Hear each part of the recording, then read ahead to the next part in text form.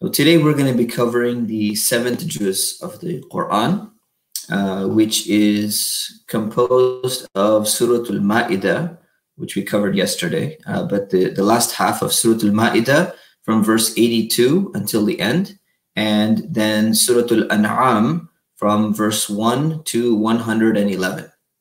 So that is juz 7. And there's many different topics that the 7th juz actually encompasses. First, it begins by talking about eating pure food. And that's something very important, for all of us, that we should be eating pure food, not only halal food, but the food should be pure, should be good, wholesome food.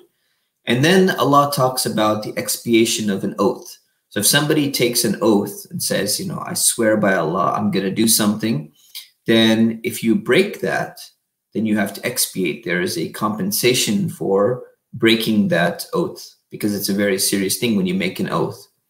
Then Allah talks about the prohibition of wine and the prohibition of gambling, which is one of the hallmarks of Muslim society, because very few other religions in the world actually have prohibited these two things. And these are two of the biggest vices that exist across the world.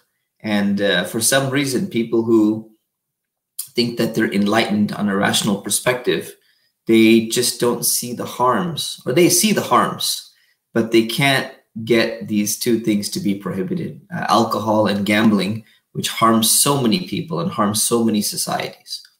Then Allah continues and speaks about the rules about hunting when people are going on Hajj, when they're going to perform the pilgrimage in Mecca.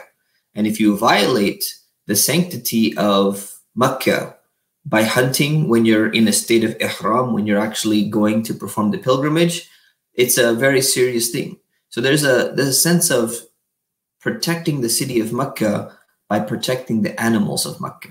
And actually, even the trees of Mecca are not even supposed to be uprooted. So Mecca is a special city because of the Kaaba that is there, because the Hajj takes place over there. So there's some explanations about what guidance and what rules apply to Hajj.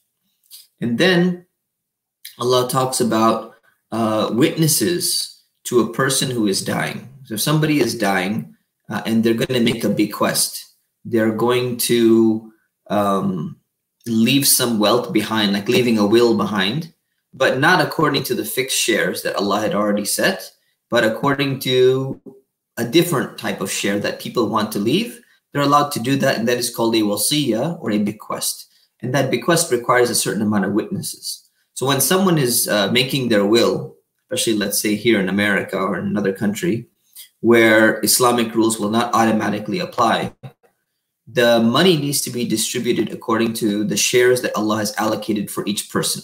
Husband gets this much, the wife gets this much, mother and father, daughter and son get this much. All of that is fixed in the Quran. But the things that are not fixed, you're allowed to leave up to 1/3 of your wealth to other people who have not already gotten a share. And that is known as wasiyah, or a bequest. So Allah talks about that specifically. And then the story of Prophet Isa, or Prophet Jesus, comes. And it talks about the miracles of Prophet Isa and how, the miracles that he performed were done by Allah. They were not done by himself, right? So he's not divine. He's not God himself, because the miracles that he performed were done by Allah, but through him. Very similar to the miracles performed by Prophet Musa. Prophet Musa turned a staff into a snake. That doesn't make him divine. It doesn't make him God, right? It means that God did that through him. He split the sea in half and crossed through it. All of that was done by the permission of Allah. So this is a reminder that comes. It says, all the miracles of Prophet Isa, they were all done with the will, the permission, and it was all coming from Allah, basically. So it mentions that. And then it talks about the table spread that was sent down. And I addressed that yesterday in some detail, that the surah is named after Al-Ma'idah, or the table spread, which the disciples of Jesus, the disciples of Prophet Isa, they actually asked to be sent down. And then the surah ends by talking about anyone who claims that Jesus is God, or the Son of God, or divine, or any way, God incarnate or any of those type of things, that Prophet Isa, Prophet Jesus, will deny all of that on the Day of Judgment. When Prophet Jesus stands in front of God and people say, yes, he is God, he is divine, he's the Son of God, he will deny that and say, I never made that claim. I never said any of those things. So that is the end of Surat Al-Ma'idah. The next surah is Surat Al Anam. And the name An'am is named after special superstitious practices that Arabs had during their time, right? An'am refers to like cattle, refers to animals, right? Specifically cattle. But it's not just talking about cows, it's talking about these ideas that pagan Arabs, before Islam came to them, the idea that they had, or ideas that they had, which were superstitious in nature, right? And it really reflects the idea of this tendency that people have to invent false beliefs. Despite the quote unquote advanced civilization in which we live, we have technology and we're supposed to know more about the world than anyone else ever has in history. And, we've mapped different types of animals and all of that. People still have so many superstitious practices. In a place where, in America especially, place where people pride themselves on giving up old religious superstitions, and a lot of people, they say we don't follow organized religion, or they don't follow religion at all, we're enlightened people and all of that. They still have superstitions. You go to an average hotel room, average hotel will not have a 13th floor. Seen as superstitious, something's going to happen on the 13th floor. People, if you go to a fountain in a mall, they'll throw all their change and, pennies and stuff in there, and they'll say, they'll make a wish, and they'll say, oh, well, we don't really believe in it. But a lot of people will believe in it, right? You're not just throwing your change in there for fun. You're not doing it just as a joke or something like that. So people believe in these things. People believe in, walking under a ladder. They will walk around. They will not walk under the ladder because they think there's some superstition. They get afraid when they break a mirror. They think you're going to get 7 years of bad luck, and so many other things. People still believe in all sorts of superstitions because there's this tendency in human nature to accept those type of things. There's a long explanation regarding that. And right after that, Allah subhanahu wa ta'ala, in this surah, he gives many different explanations and arguments about why human beings should believe in Allah, and why they should believe in the Quran, why they should believe in the Prophet Muhammad, peace be upon him. After explaining all of those things, which we won't go into detail, it talks about Prophet Ibrahim, Prophet Abraham. And it talks about a different aspect of the story, which is not in detail about the conversations with his father, but it talks about the other aspect. Once Prophet Ibrahim left his people, he observed people worshiping nature. They were worshiping the stars and the sun and the moon and all of those things. And he wanted to refute them. He wanted to respond back to them. So we'll look at these verses in some level of detail. So this starts in verse 74, where first it just introduces the story of Prophet Ibrahim. Allah subhanahu wa ta'ala says, وَإِذْ قَالَ إِبْرَاهِيمُ لِأَبِيهِ آزَرَ أَتَتَّخِذُ أَصْنَامًا آلِهَةً. Says, when Ibrahim said to his father, Azar, do you take idols as gods? Are you taking these idols, these statues as gods that you're worshiping? إِنِّي أَرَاكَ وَقَوْمَكَ فِي ضَلَالٍ مُبِينٍ. I consider you and your people to be in manifest error. You guys are just clearly wrong. This is not right. You can't worship idols, especially idols that you carved yourself, that you made yourself, and then you're going to worship them. This doesn't really make sense. So in that sense, Prophet Ibrahim is responding back to his family, his society, and his own father. I mean, that's difficult as someone who is young to stand up against your own person who raised you, took care of you.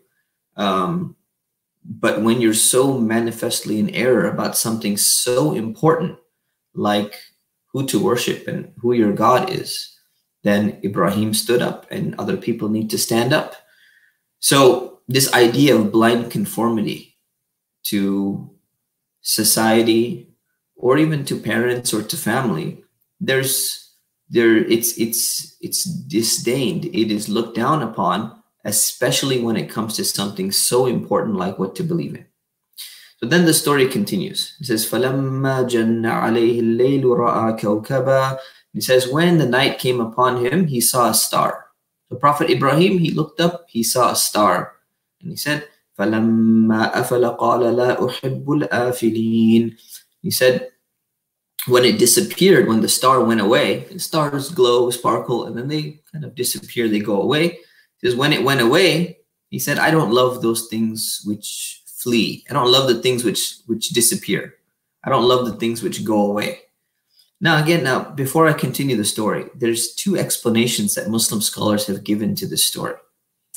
The first explanation is that Prophet Ibrahim was searching for the truth. So he was looking up at the stars and saying, maybe that is my God, and maybe that is my Lord, and I should worship the star or something like that. And then he realized, oh, that's not correct. And he saw something else. And then he realized that's not correct.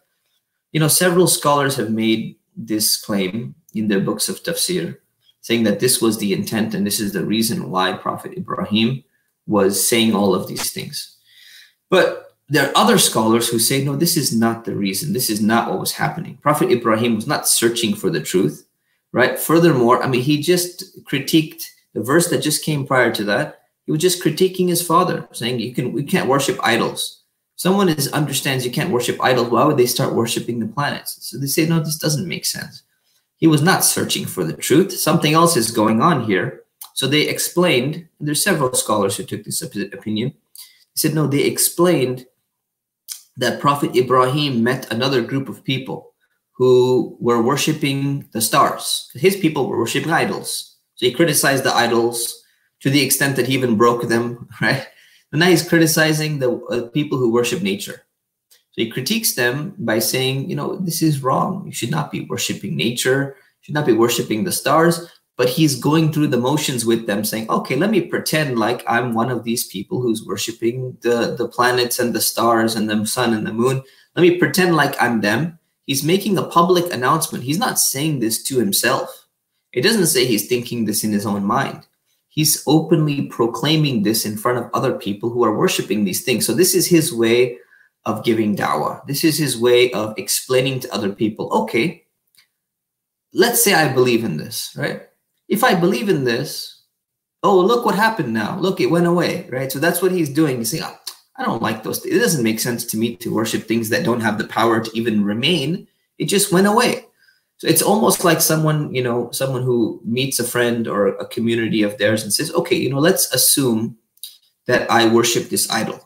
Okay, if I worship this idol, I'm going to bow down to it. I'm going to pray. And then all of a sudden, you know, somehow the idol falls over, or some strong wind comes. He says, well, idol couldn't even keep itself up. I can't worship this idol. You know, I don't like things that don't have the ability to even stand on their own. They don't even have the power to even get themselves back up on their feet. So that would be like a way of explaining to people why it's wrong to worship idols. You know, same thing if someone were to go and say, okay, let's say I worship Jesus. Okay, well, if Jesus is this and Jesus is that, and then you say, oh, but well, Jesus he's a human being. He used to eat food. He used to use the bathroom. He used to do this. You know, that can't be God. So all of these explanations, all of these things are what Prophet Ibrahim is most likely doing. This is the explanation that makes the most sense to me, and many scholars have said this.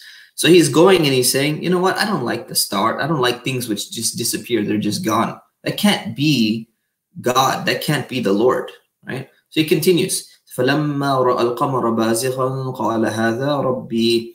So he says, when he saw the moon shining bright, he said, this is my Lord. Right? So he made the statement about the stars. He said, once the sun came out, he said, قَالَ هَذَا رَبِّي. So this is my Lord. So he said, this star is my Lord. فَلَمَّا أَفَلَ قَالَ لَا أُحِبُّ الْآفِلِينَ. When it went away, he said, I do not like the things that go away. Now he says, when he saw the moon, he looked up at the moon and he said, this must be my Lord. Just like other people who are worshiping the moon, they believe the moon is their Lord. Is their Lord. فَلَمَّا أَفَلَ قَالَ لَئِن لَّمْ يَهْدِنِي رَبِّي لَأَكُونَنَّ مِنَ الْقَوْمِ الضَّالِّينَ. And he says, when it went away, then he said, if my Lord does not guide me, then I will be among those people who are lost. I'll be among the misguided people.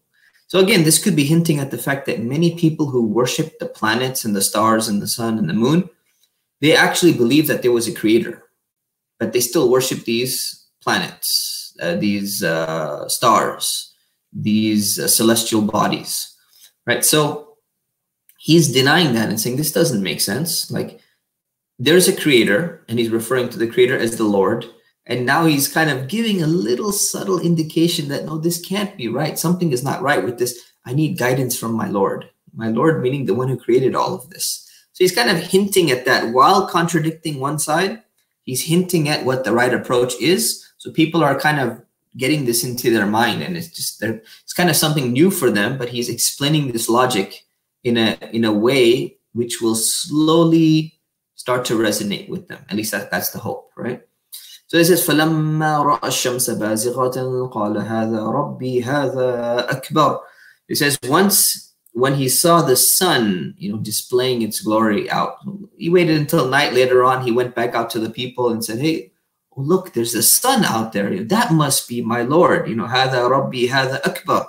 This is even bigger. This is the bigger than the moon. The way that we perceive it, it's bigger than the moon. I mean, it is bigger than the moon in reality too. But even from the perception of someone looking at it, it's bigger than the moon. It's bigger than the other stars when you're looking at them, right? From a distance. It looks huge. It's powerful. It's got this energy. We talked about the sun, I think, in the last session or a few sessions ago, one of the names of Allah sessions, actually, about how the sun is just an amazing thing. When you analyze it, you look at what it's doing.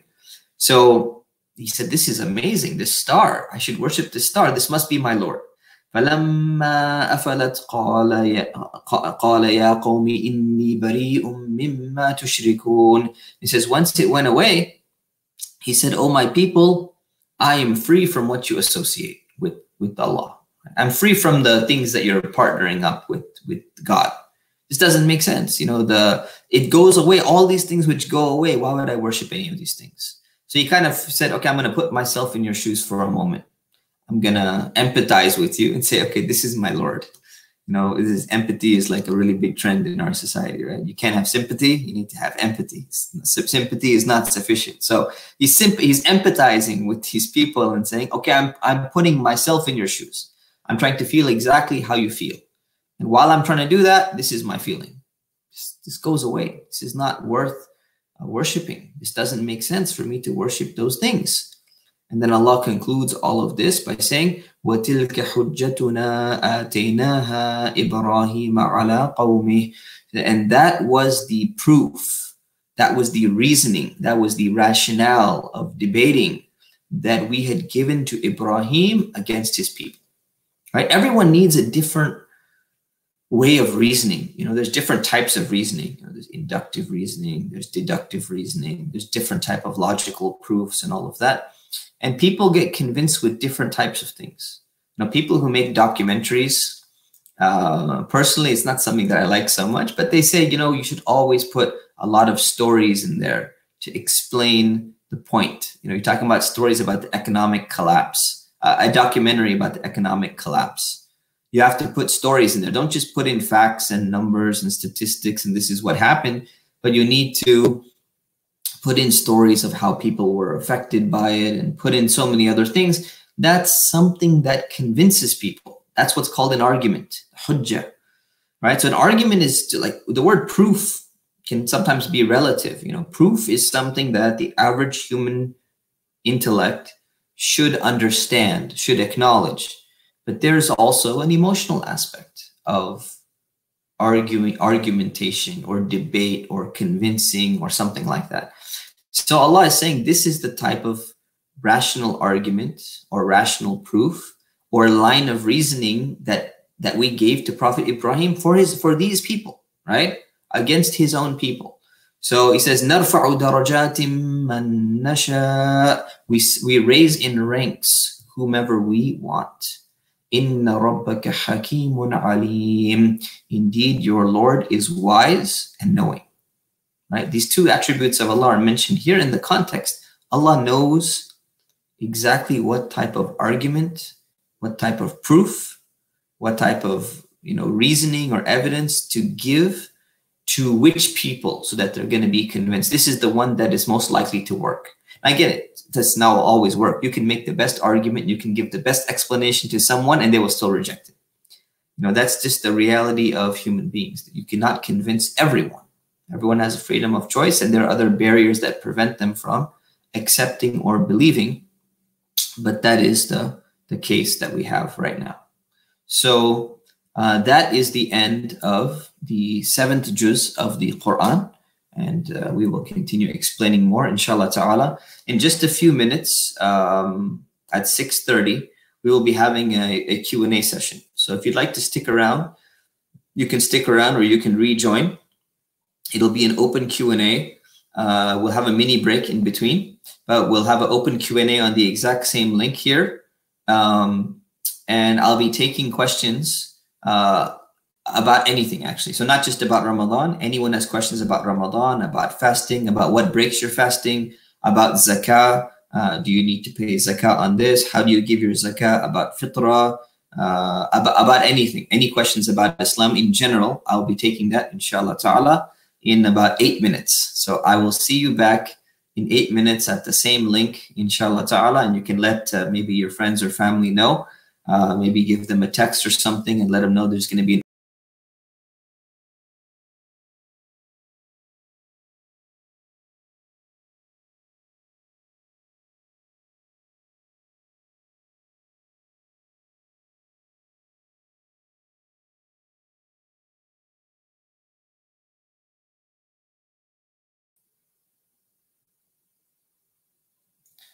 Assalamu alaikum wa rahmatullahi wa barakatuh. Bismillah ar-Rahman ar-Rahim. Alhamdulillah wa salatu wa salamu ala rasulillah wa ba'd.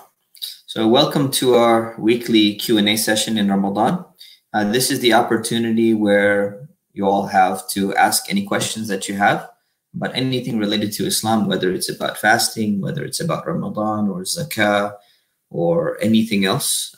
This is your chance, inshallah, and I'll try my best to answer. So we'll get started, inshallah. You can type your questions, I believe, in a chat box somewhere. Is it on Facebook or is it on YouTube? I believe it's both, or maybe it's just Facebook.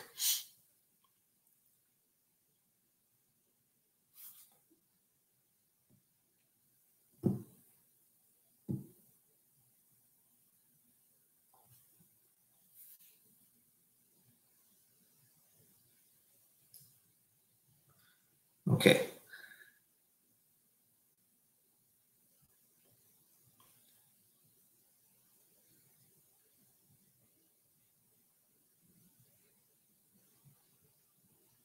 So we'll just wait a bit. Don't have any questions coming in yet.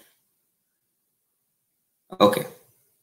So the question is, why does Whittler come after Sunnah? So why does the Whittler prayer come after the Sunnah prayer? So that's a good question. So Sunnah, I think the person who's asking the question is referring to the Sunnah prayer. So there's different types of prayers. There's a fard or wajib prayer, which means it's one of the required prayers, which is like the 5 prayers every day. And there's a Sunnah or recommended prayer, which is it's optional, but it's recommended to perform it. And then there's the Whittler prayer. And the Whittler prayer, also known as the odd prayer, is basically a prayer which is highly recommended. According to some scholars, it's even required, so we shouldn't skip it. But according to most, it's highly, highly recommended to perform. And it is performed in odd number of units, usually 3. And it comes after the Taraweeh Prayer. It happens after the Sunnah prayer because basically Whittler is supposed to be the last prayer of the night. And this is something that the Prophet, sallallahu alaihi wasallam, peace be upon him, actually explained.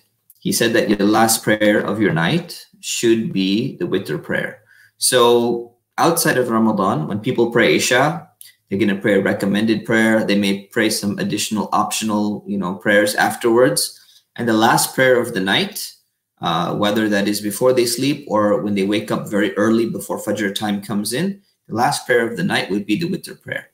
So based on the same reasoning, the Taraweeh prayer falls into the exact same category, right? So Taraweeh prayer is prayer like Tahajjud prayer, like a night prayer that is done after Isha.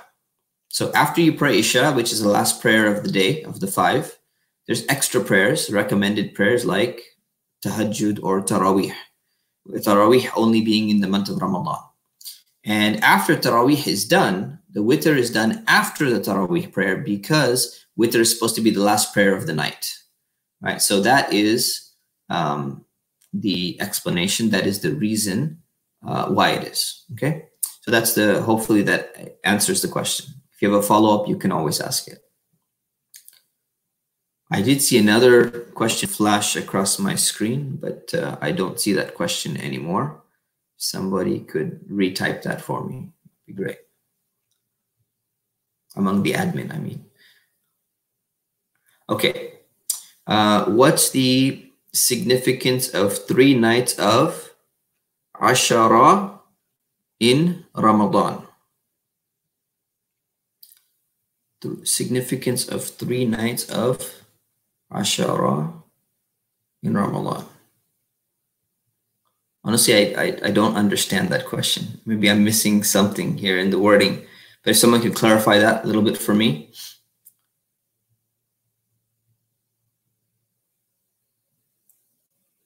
Maybe they're referring to how the month of Ramadan is split according to one hadith into 10 days and 10 days and 10 days. Is that it? Or are they referring to the last nights of Ramadan? One of them could be Laylatul Qadr.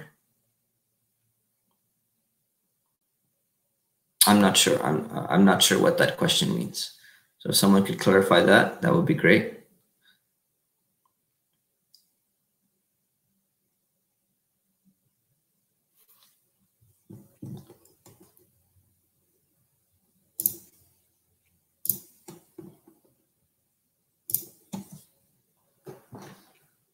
Let me log on to the Facebook page myself so I can see the questions directly.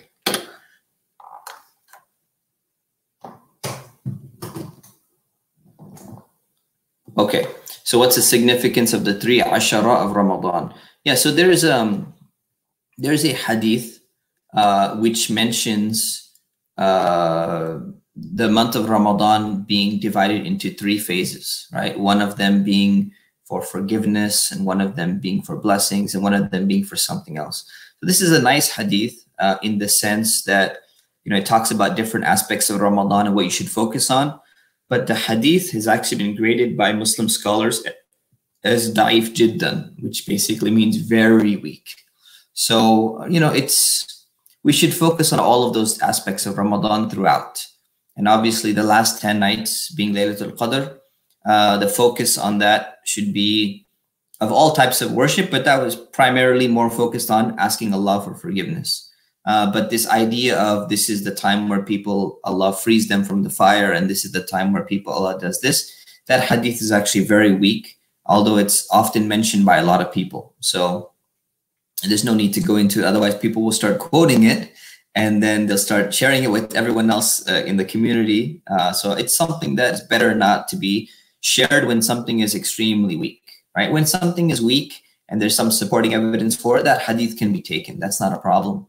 But if it's in the level of being very weak or fabricated, it should not be shared around. Next question is, can we eat suhoor after we pray Fajr? Okay, so it's a good question, and it's a really important question. And the answer is no.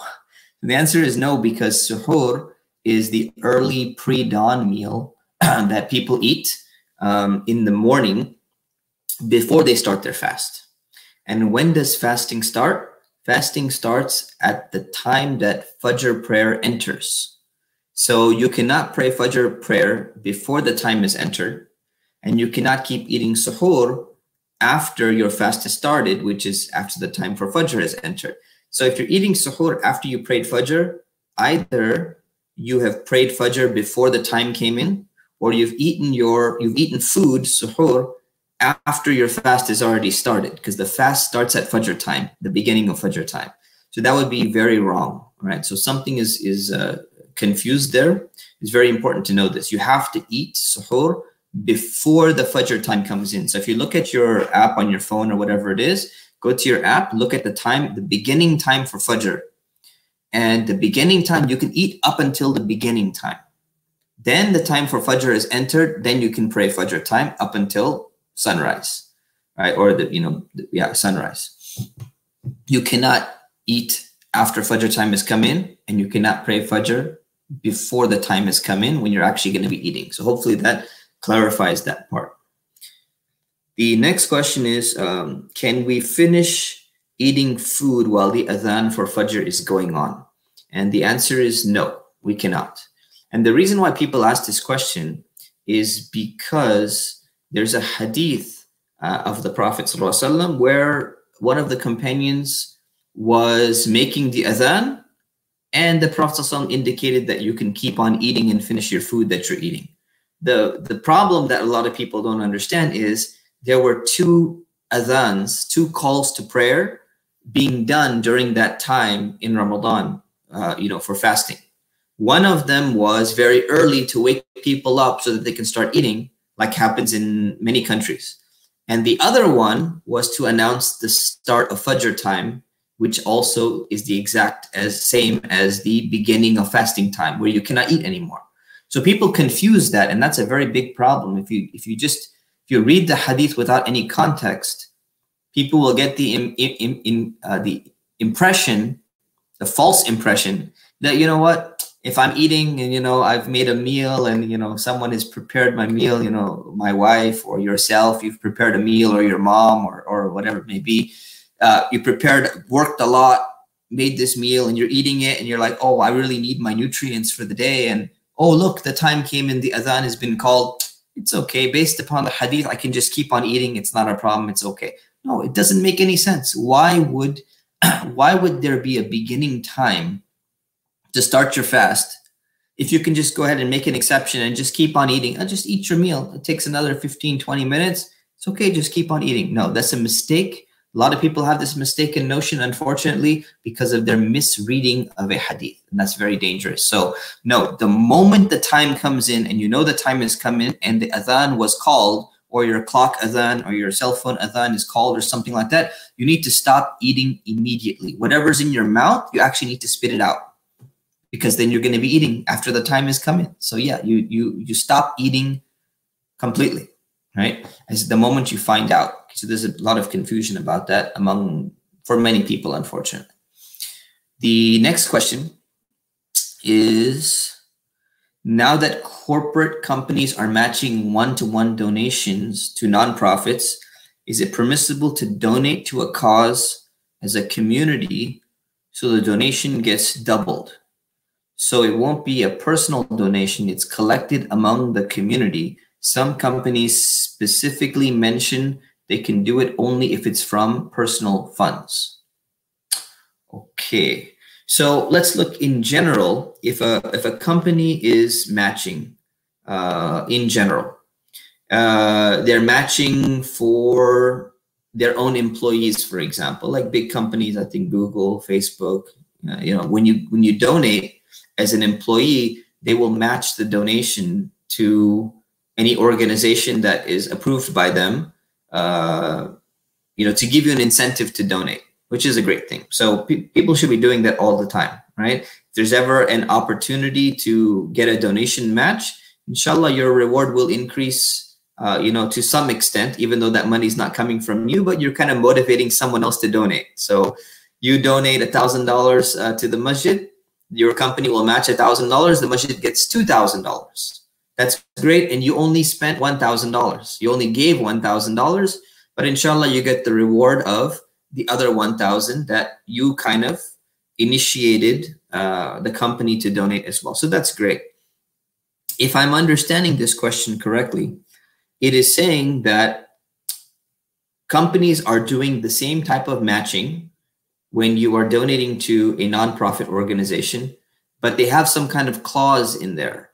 And the clause is that it needs to be an individual donation and not some kind of collective donation.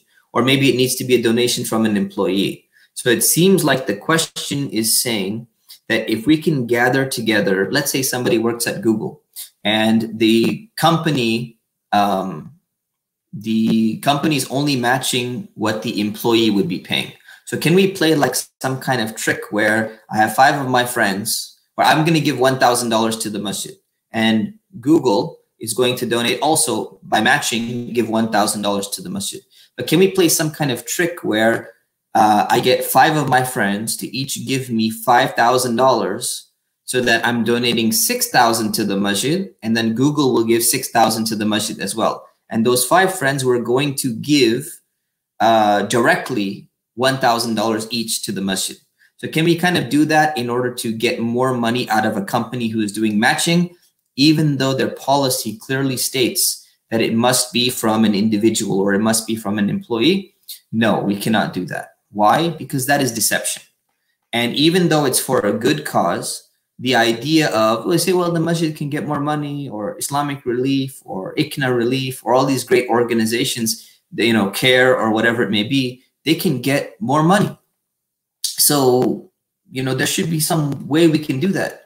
Well, if you can do it without deceiving the company who is doing the matching, then great. You can ask them for permission. Say, hey, is it okay if I do this? You can do that. If the other way you can do it possibly is, you know, if legitimately, you know, one group of people, the five people, let's say they get together and they say, look, you're an employee. I'm going to gift you $5,000. And I cannot stipulate a condition, but I hope you agree that you're going to take this money and you're going to donate it all at once to the masjid so that the other company matches. As long as the two things are not directly connected with each other, yeah, we can maybe make an argument and say, yeah, there's kind of a way you can do that. But if you made like some kind of stipulation or some condition where there's actual deception taking place, then no, that would not be allowed. So the issue is coming back down to the concept of deception. Are you deceiving somebody who is legitimately trying to, you know, support their employees or support individuals to donate more, but then you're trying to squeeze out more from people?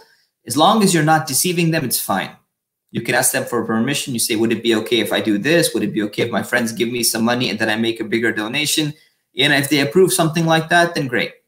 You know, that's perfectly fine. And they get their own, you know, PR aspect as well to how much money was donated, you know, through their employees and all of that. So that's fine. I've heard, next question is, I've heard that if your glass is in your hand while the adhan is going on, it's okay to finish your drink. Is this true? Now, the answer is no. Just like I explained in the previous answer, no. The answer is no. It doesn't matter if the glass is in your hand. It doesn't matter if the food is in your mouth. You stop immediately. Even if the bite, you're just taking a bite, you hear the adhan, you stop because the time is over. That hadith refers to the first adhan, which was used to wake people up. Okay.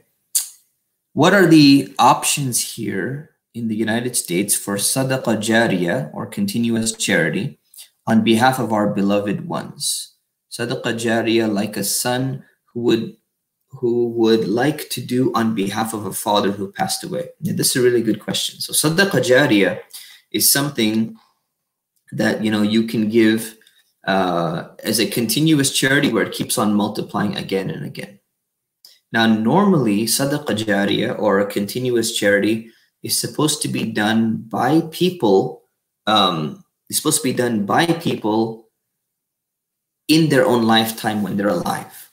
That's really the underlying purpose of sadaqah jariyah. Now, if somebody has a relative, like let's say a father who passed away, and somebody wants to give charity on behalf of the father, the first thing to remember is the best thing you can do, the most important thing you can do, is make dua for your father. Supplicate for him, to remember him, to make lots of dua for his forgiveness, and also to be good to the people whom he loved. Right? So that's how the Prophet ﷺ used to honor Khadija, his wife who had passed away. He was good to her friends and her family, and he would give them gifts and take care of them and all of that because she loved them, so he took care of them, and that was his way of honoring her as well. So you can do that as well when it comes to your father.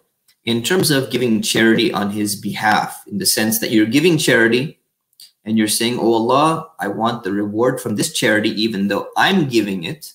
I would like the reward from this charity to somehow, go to my father, even though he's passed away already and he's not giving it, I'm giving it. So there are quite a few scholars who said, inshallah, this is allowed to do. And inshallah, the reward will, it will help your father in some capacity. Even though you yourself are giving it, he did not give it himself directly. So it's permissible to do, even though it's not the original way to support your deceased relatives. Right? The first and most important way is making dua. The second way is to take care of their friends and do things, do things that they would have loved and love people that they would have loved. But if you give that, yes, you can give it. And if you give it, you can give it as a continuous charity where it keeps on multiplying. So there's many organizations that do this. One that comes off to the top of my head is Islamic Relief. They have a charity where they can build a well in a different country or something like that. And that becomes a charity where people will keep on benefiting from that water. As long as that well is functioning, they'll keep on benefiting.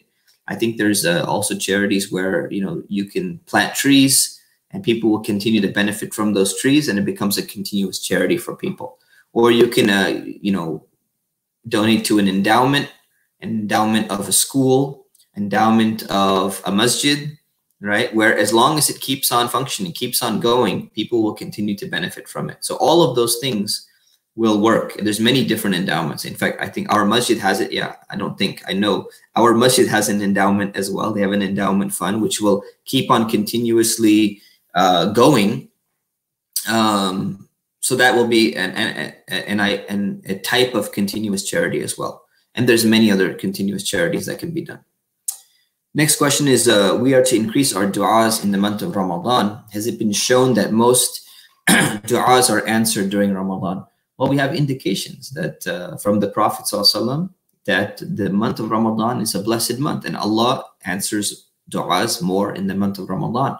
And people are able to do more acts of worship in the month of Ramadan. So yeah, in the sense that has it been shown, it's not like some kind of scientific experiment that we can, prove. You can't like measure, which du'as, how many du'as, what's the ratio of du'as made to du'as accepted that have been accepted in the month of Ramadan versus other months.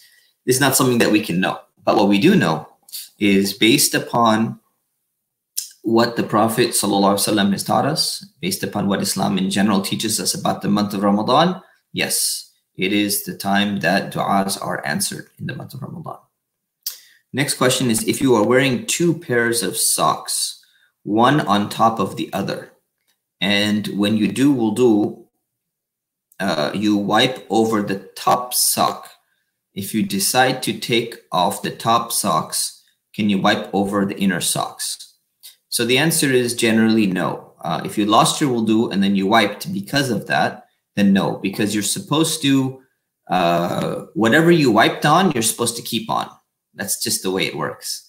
So if you made wudu, you put on your socks, then you put on your shoes and they covered your ankles, they were like boots or something, and then you lost your wudu, and then you perform wudu and you wiped over your boots, and then you walk into the masjid, and you take off your boots and you put them on the shoe rack, you cannot wipe over your socks again. You will have to take off your socks and you'll have to make wudu because you wiped over your shoes. So in general, the short answer or the easy way to remember it is whatever you wiped on needs to stay on, and whatever you wiped on is what allows you to continue wiping, okay? Not the thing underneath it.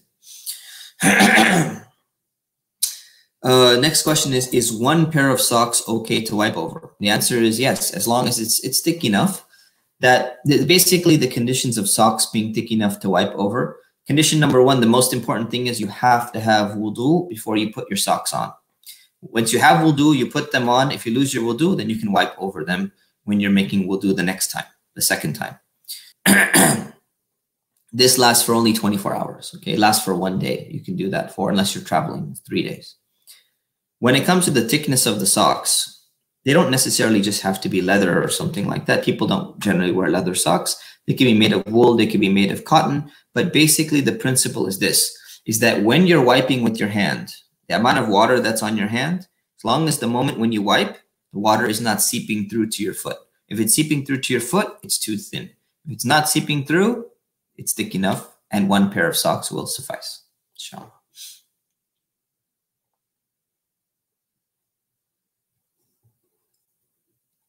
Okay.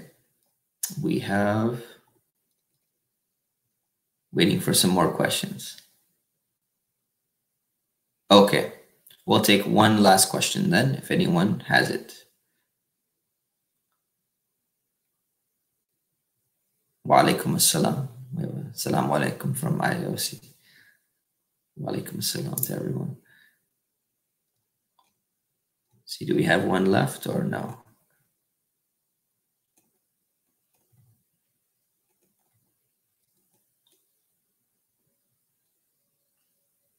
Okay, if not, then we'll conclude, inshallah, and we'll have another session next week. We ask Allah subhanahu wa ta'ala to increase us in knowledge and increase us in wisdom. I ask Allah to give you a beneficial and enjoyable and refreshing iftar tonight, inshallah. Assalamu alaikum wa rahmatullahi wa barakatuh.